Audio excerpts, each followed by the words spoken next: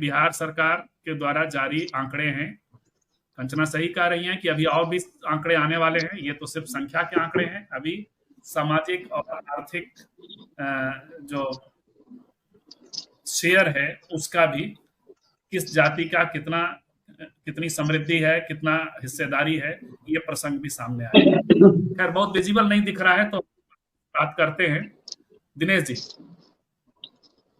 Sir मैं धन्यवाद सवाल आपने पहले सुन तो लिया। सभी को, जी सभी को पहले धन्यवाद। कई साथियों से जो इनको दूर से देखता रहा, साथ में बातचीत कर रहा हूँ। सर मैंने आंकड़े पे निकाल लिया हूँ, प्रिंट में निकाल कर शाम से ही उसको देख रहा हूँ। पहले तो सबसे पहले बिहार सरकार को शुक्रिया आभार व्यक्त करता हूँ, साथ ही बिहार की सभी पार्टियों को, क्योंकि सर्वदलीय सभी पार्टियों ने सर्वसम्मति से फैसला लिया था इसके लिए, तो सब इसके शुक्रिया के शुक्रगुजार हैं सबके प्रति हम, भले बाद में आनाकानी कुछ लोग करते रहे। आज बड़ा ही एक संयोग का दिन है कि आज ही के दिन, मैं अति पिछड़ा समाज से हूँ तो अति पिछड़ा की बात तो करना लाजमी है, और इस आंकड़े के बीच सबसे महत्वपूर्ण वर्ग बन के आया अति पिछड़ा। आज ही के दिन बिहार के पूर्व मुख्यमंत्री जननायक कर्पूरी ठाकुर के गांव कर्पूरी ग्राम समस्तीपुर से अति पिछड़ा आरक्षण बचाओ मोर्चा की पदयात्रा शुरू हुई है। इसका नेतृत्व राष्ट्रीय जनता दल के पार्टी के राजद के एमएलसी हैं प्रोफेसर रामबली सिंह चंद्रवंशी जी नेतृत्व कर रहे हैं। उस 7 दिवसीय पदयात्रा है और 7 तारीख को मिलर हाई स्कूल के मैदान में रैली होने वाली है।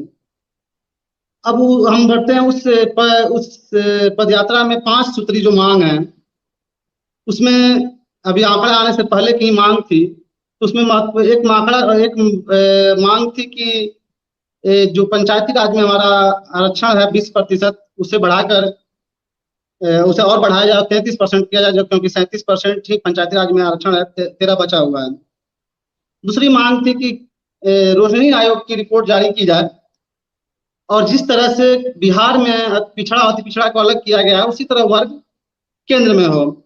और साथ ही एक मांग यह भी है कि जो नीतीश कुमार जी ने 2015 में 3 प्रमुख जातियों को अति पिछड़ा में शामिल किया, बिना किसी सर्वे या बिना किसी कमेटी के, जिसमें तेली, तमोली और दांगी जाति थी, उन जातियों के लिए मांग कर रहे हैं कि एक अलग से वर्ग बनाया जाए। इन्हें मूल अति पिछड़ा के साथ न रख के इन्हें एक अलग वर्ग बना के आरक्षण देना है तो दे, जिनकी आबादी आज सामने आई है 3.54% है, यानी 3.5% के आसपास आबादी है।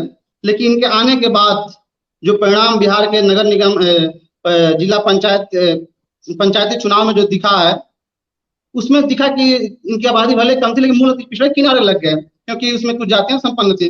तो उनकी मांग है कि इन्हें और मांग एक है कि भाई वो कर्पूरी ठाकुर को और कयूम अंसारी साहब और दशरथ मांझी जी को भारत रत्न पुरस्कार मिले। तो इन मांग तो उस लिहाज से भी इन आंकड़ों का बहुत महत्व है। दूसरी तरफ हम देख रहे हैं कि हाँ, एक आज के जो आंकड़े में मुझे जो खटक रहा है एक शब्द, जो आपके इस प्लेटफॉर्म के माध्यम से मैं सरकार से अनुरोध करना चाहूंगा, उस त्रुटि को सुधारें। जो आंकड़े आए हैं उसमें जो शब्द रखे गए हैं, उसमें अनारक्षित वर्ग रखा गया है। अनारक्षित वर्ग में सभी वर्ग के लोग शामिल होते हैं। जब बिहार सरकार ने जाति की सूची जारी की थी, उसमें सामान्य जाति की 10 जातियों को, एक अन्य के साथ 10 जातियों की सूची जारी की थी, तो फिर आंकड़ों के साथ सामान्य क्यों नहीं लिखा गया? अभी हम उसका दंश झेल रहे हैं। कंचना जी दिल्ली में है, दिल्ली में देख रही होगी, कई कॉलेजों में दिल्ली विश्वविद्यालय की जो बहालियां हो रही हैं, अनारक्षित को मतलब अनारक्षित की सीटें समान वर्ग से भरी जा रही हैं, उसमें घुसने नहीं दिया जा रहा है ओबीसी और SC ST के उम्मीदवारों को। तो जैसे कुछ आम लोग या सामान्य अभ्यर्थी उलझन में रहते हैं कि अब अनारक्षित और सामान्य एक ही है, वैसे सरकार हमारी और सरकार के आला अफसर ऐसे कंफ्यूजन में है। बड़ा दुख की बात है। अनारक्षित और सामान्य में बहुत अंतर है। इससे सुधारना चाहिए उन्हें, और वहां सामान्य शब्द का प्रयोग करना चाहिए। और अनारक्षित तो कोई जाति रही नहीं गई।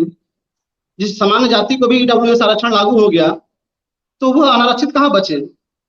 दूसरी बात, अब एक सवाल खड़ा होगा बिहार में कि अति पिछड़ा का जो आरक्षण है 36% जिसकी आबादी है, उसे मात्र 18% आरक्षण मिल रहा है, और जिस जिसे अनारक्षित लिखा गया है, जो सामान्य वर्ग है, जिसकी आबादी मात्र 15 पॉइंट कुछ है, 15.5% है, उसे 10% आरक्षण दिया जा रहा है। उसे 10% गरीब मान लिया, उसमें गरीब मान लिया गया है, यानी उसे 2/3 आबादी को आरक्षण दिया जा रहा है और पिछड़ा में आधी आबादी को। वहीं दूसरी तरफ भी पिछड़ा वर्ग का जो बीसी का जो आबादी है, उसमें भी 27% से ज्यादा आबादी है, आरक्षण मात्र 12% लोग को दिया जा रहा है। तो यह सवाल यह खड़ा होता है कि अब बिहार सरकार इन आंकड़ों के साथ आरक्षण का जो दायरा था उसे रिवाइज करे और उसे दायरा को बढ़ाए। ऐसे भी 50% सीमा टूट चुकी है। आपने जो कहा कि कई जातियां ऐसी हैं जिन्हें आज तक राजनीतिक भागीदारी नहीं मिली है, ये सही बात है, खासकर अति पिछड़ा की जो दिनेश जी, ये 1 मिनट 1 सेकंड, ये दिनेश जी मैं आपको थोड़ा टोकना चाहूंगा और समझना चाहूंगा कि क्या ये जो बिहार सरकार ने जारी किया है, मेरे पास मैं देख रहा हूँ, बुकलेट तो पूरा नहीं है लेकिन आंकड़ा देख रहा हूँ पीडीएफ फॉर्म में, तो क्या वहां अनारक्षित शब्द का इस्तेमाल हुआ है? वहां तो जाति सिर्फ है, अनारक्षित कहाँ इस्तेमाल हुआ है?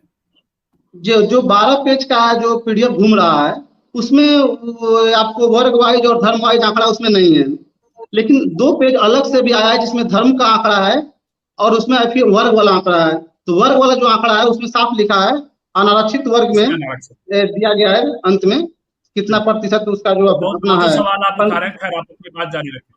जी। हाँ, दूसरी तरफ अति पिछड़ा की जो 127 जातियों में से कई जातियां विलोपित हुई, लगभग 110-12 जातियां हैं, उसमें से करीब 80 जातियां ऐसी होंगी, 90 जातियां जिनका किसी सदन में पदार्पण तक नहीं हुआ।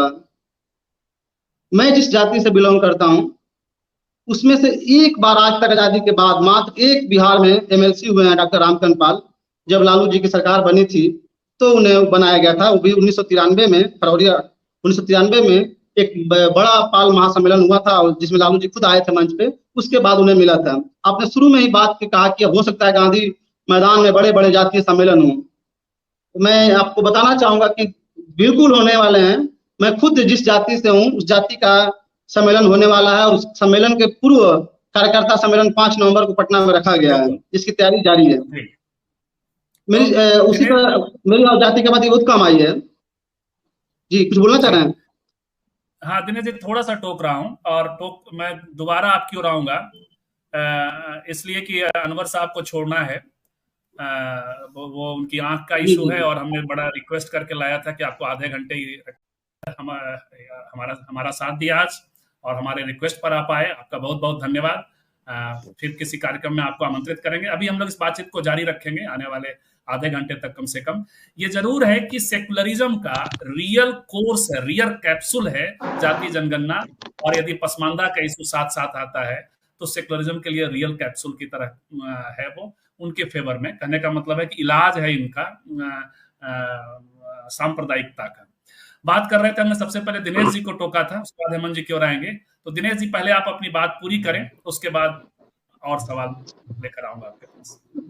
जी, तो मैं वही अति पिछड़ा की जातियों का पदार्पण न हो पाना सदन में क्या चिंता की बात है, और हम अति पिछड़ा प्रकोष्ठ से जुड़े हुए हैं भारत के, तो मैं कई जातियों के प्रतिनिधियों से, नेताओं से बातचीत करता हूँ, उनकी पीड़ा को देखता सुनता हूँ, उनकी भी छटपटाहट है कि हमारे जाति का भी कोई प्रतिनिधि पहुंचे। जैसा कि अभी अली अनवर साहब ने कहा भी कि जैसे पसमानदा मुसलमान और पिछड़ा जातियों को अब जो हमारी सरकार है, जो कि आज इतना बड़ा ऐतिहासिक काम जो सरकार की है, उस सरकार की जो बड़ी पार्टियां दोनों हैं, राजद और जदयू, उनके नेताओं से भी मेरी गुजारिश होगी है उन्हें और बड़ा दिल दिखाना चाहिए कि अब जैसे ही आर्थिक और शैक्षणिक सामाजिक भागीदारी का आंकड़ा आता है उसके बाद वे इसमें बड़ी पहल करें। तब असली सामाजिक न्याय तभी होगा जब हाशिए पे पड़े या जो राजनीतिक रूप से पिछड़े तबका है उन्हें वो प्रमोट करें, उन्हें वो अपने पार्टियों में, अपनी सरकारों में अधिक से अधिक जगह दें, प्रतिनिधित्व देने की कोशिश करें। तब इस आंकड़े का असली महत्व सामने आएगा या विकास को आगे बढ़ाने में आंकड़ा मददगार होगा। आपने जो इशारा किया किन्नर समुदाय की तरफ, मैं पिछले कुछ महीनों से किन्नर विमर्श पे बड़ा अच्छा मन तन से अध्ययन कर रहा हूँ और रिसर्च भी करा रहा हूँ शोधार्थी से। मैं देखकर बड़ा चकित रहा वो आंकड़ा। उस पर मुझे लगा कि कहीं हो सकता है किन्नर लोग से या तो आंकड़ा जुटाने वाले मिल नहीं पाए होंगे, या बहुत सारे लोग जो किन्नर खुलकर सामने नहीं है और छुपा के रख रहे हो, नहीं बोल पाए हों। लेकिन जो आंकड़ा आया है वाकई बहुत चौंकाने वाला है। वो आंकड़ा विश्वसनीय नहीं कर सकते हैं, बहुत कम है। 825 किन्नर पूरे बिहार में, ऐसा नहीं हो सकता। जिस समय जिन जिन अनुमानों पे बिहार सरकार हर 500 पुलिस पे एक किन्नर पद रखा हो के रिजर्व रखा गया है, जिनके लिए 2015 के बाद से तमाम योजनाओं पे और सरकार उन्हें आगे बढ़ाने की कोशिश कर रही है, तो उस पर भी काम करने की जरूरत है। अगर मान लीजिए उस कहने में शर्मा रहे हैं, स्वीकार करने में शर्मा रहे हैं, तो उस तरह का माहौल क्रिएट करने पर भी सरकार को पहल करनी पड़ेगी। उनको उनका सच, उनके आंकड़े का सच सामने लाना पड़ेगा, क्योंकि वो एक अपने आज के समय में अगर हम कहें पूरे देश में अगर सबसे कोई उपेक्षित वर्ग, प्रताड़ित वर्ग है, तो वह किन्नर वर्ग है। वह एक विकलांग वर्ग हो या आदिवासी, सबसे पीड़ित वो वर्ग है, और उसको उस पर सरकार को ध्यान देना चाहिए। वह चिंता का विषय होना चाहिए उनके आंकड़े को लेकर, और सरकार जितना जल्दी हो सके। दिनेश जी, एक प्रसंग और आएगा कि कुछ ऐसी जातियां हैं जिनके 1% से भी नीचे की जिनकी संख्या है। आप तो कह रहे हैं कि अब जैसे आपने कहा कि पाल समाज से एक एमएलसी भेजा, लेकिन कुछ ऐसी जातियां भी हैं जिनका रिप्रेजेंटेशन का सवाल ही नहीं उठेगा, क्योंकि वो बहुत ही न्यूनतम है। तो लोकतंत्र तो उनका भी ख्याल रखेगा ना, उनके बारे में भी बातचीत होनी चाहिए। और आपको क्या लगता है ऐसा है कि पहले फेज के बाद दूसरे फेज में उन्हें भी लोकतंत्र की प्रक्रियाओं में शामिल करने की चुनौती सामने आएगी? सबसे वैसी समस्या और बढ़ गई, जैसे कुछ हर जाति के जो नेता हैं वो दावा कर रहे हैं कि हमारी जनसंख्या 5% है, 2% है, 7% है। आंकड़े आने के बाद अलग प्रकार की उनकी पीड़ा हुई। खास हमारी जाति के कई 500-600 लोगों को हमने भेजा कि हमारे आंकड़ा इतने हैं, उसमें से 80% लोगों ने अविश्वास जता दिया कि इतना कम नहीं हो सकता है। कहीं ना कहीं हमारे जाति के, जैसे आप वैशाली, गोपालगंज, सिवान जाएंगे तो वहां पे हमारे जाति के लोग राय यादव लिखते हैं, तो उन लोगों ने संदेह जताया कि कहीं हमारी जाति का आंकड़ा उनमें तो नहीं जुड़ गया। तो इस तरह के भी संदेह आने लगे हैं। तो खैर ये उनका अपना एक संदेह होगा, अपना जिला बार आंकड़ा आए तो फिर मैच कराएं, चाहे कोशिश करें, जो वो अलग मसला है। लेकिन तो जो सेकेंड फेज या थर्ड फेज, जिस फेज में भी आए, जो सामाजिक न्याय का दावा करेंगी पार्टियां। जी हाँ, बोलिए बोलिए जी। सामाजिक न्याय का जो सामाजिक न्याय का दावा कर रही है, उनका तो बड़ा कर्तव्य बनता है, उत्तरदायित्व बनता है कि वो उन जातियों को भी जो 1% से कम है उनका भी ख्याल रखें, उन्हें भी राजनीतिक हिस्सेदारी दें, शैक्षणिक और सरकारी नौकरियों को, उनको कुछ ऐसी योजनाएं लाएं जो विकसित हो सके। बिल्कुल बिल्कुल। तो कंचना, ये जो अपर कास्ट है, वो अपर कास्ट हिंदू, उसका 15% आंकड़ा आया है, जबकि ट्रांसलेट होगी, इसको कोई रोक नहीं सकता है। दिनेश जी, आपकी अंतिम टिप्पणी, आपकी नहीं इस पूरे बातचीत की। सवाल वही है, प्रसंग वही है। जाहिर सी बात है, बीजेपी बौखलाहट में है तो कुछ करेगी। तो मुझे लग रहा है 3 बिंदुओं पर खास ध्यान जाएगा बीजेपी का। एक तो पहले कि जिस जाति के लोग आंकड़े से लेकर असंतुष्ट दिखेंगे, उन जाति के कुछ नेताओं को पकड़ेंगे और उनसे विरोध करवाएंगे फर्जी आंकड़े हैं। एक तो ये काम करेगी।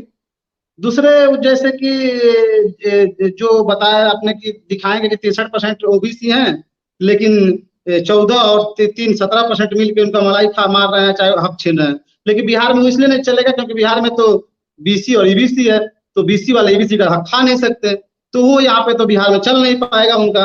और हिंदुत्व का मुद्दा तो साफ ही खत्म हो जाएगा इस आंकड़े आने के बाद।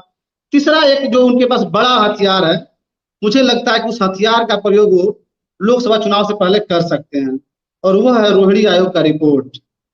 उम्मीद है कि इस बौखलाहट में दिसंबर या जनवरी में रोहिणी आयोग की रिपोर्ट जारी करके वो केंद्र में अति पिछड़ा को आरक्षण देंगे, अति पिछड़ा और पिछड़ा को, और वहां पे वो फिर इसको दुष्प्रचारित करेंगे कि केंद्र में पिछड़ा कुछ जातियां अति पिछड़ा का हक खा रही थी, इसलिए हमने अलग किया। हो सकता है कि ये वो गेम खेले और अति पिछड़ा को अपनी तरफ लुभाने की कोशिश करें, लेकिन उम्मीद है कि वहां भी उन्हें सफलता हाथ नहीं लगेगी। एक अभी आप कल मैं देखा कि मुझे मेल आया था, मैं एनपीएस कर्मी रहा हूँ, केंद्रीय विद्यालय में टीचर था, तो मुझे आया था कि आज एनपीएस दिवस करके मतलब पूरा बढ़िया सा पत्र बना के भेजा गया था सरकार के द्वारा कि हम एनपीएस के तारीफ में और एनपीएस दिवस। तो मुझे लगा कि जिस तरह से वो दिल्ली के रामलीला मैदान में ओपीएस के मांग के लेकर हुजूम जुटी थी, बड़ी भीड़ जुटी थी, तो उसके पैरेलल वो विकल्प पे एनपीएस का उत्सव मना रहे थे। तो उसी तरह का हमको लगता है कि हो सकता है जातिगत आंकड़े के काट में वो रोहिणी आयोग की रिपोर्ट को का प्रयोग करें। ओपीएस की जगह जैसे कल दिल्ली में पूरे देश के लोग एनपीएस कर्मी जुट के ओपीएस की मांग कर रहे थे, तो जो एनपीएस कर्मी हाँ, तो ओपीएस की मांग कर रहे थे जो, तो उसके विरोध में, मतलब उसके विकल्प के तौर पे केंद्र सरकार की जो एजेंसी है जो एनपीएस से जुड़ा हुआ, वो सभी एनपीएस कर्मियों को मेल किए थे एक पत्र बजाते, और वो उससे कहे थे 1 अक्टूबर को एनपीएस दिवस के रूप में सेलिब्रेट करने की अपील कर रहे थे और मनाने की बात कर रहे थे। बिल्कुल, उसी तारीफ कर रहे थे। केंद्रीय विद्यालयों को तो इस सरकार ने, तमाम सरकारें करती, लेकिन इस सरकार ने कुछ ज्यादा ही प्रयोग की भूमि बना रखा है। शिक्षकों को बेवकूफी का प्रयोगशाला बना चुका है, केवीएस में हम रहे हैं, बेवकूफी का प्रयोगशाला बना चुका है। तो बिल्कुल, छात्रों को प्रयोग, कई सारे प्रयोग आते रहते हैं, तो वहाँ पे मतलब वहाँ निर्देश तक कैमरा कंपल्सरी हो गया था, कैमरा रखिए, पूरा एकदम फोटो वीडियो भेजते हैं, तो बाकी कुछ हो या ना हो। बिल्कुल, और नहीं करेंगे तो ये खैर, तो जाति के आंकड़े जारी पड़ेंगे मोदी साहब पर भारी। आज हमने बातचीत की, दिनेश जी आप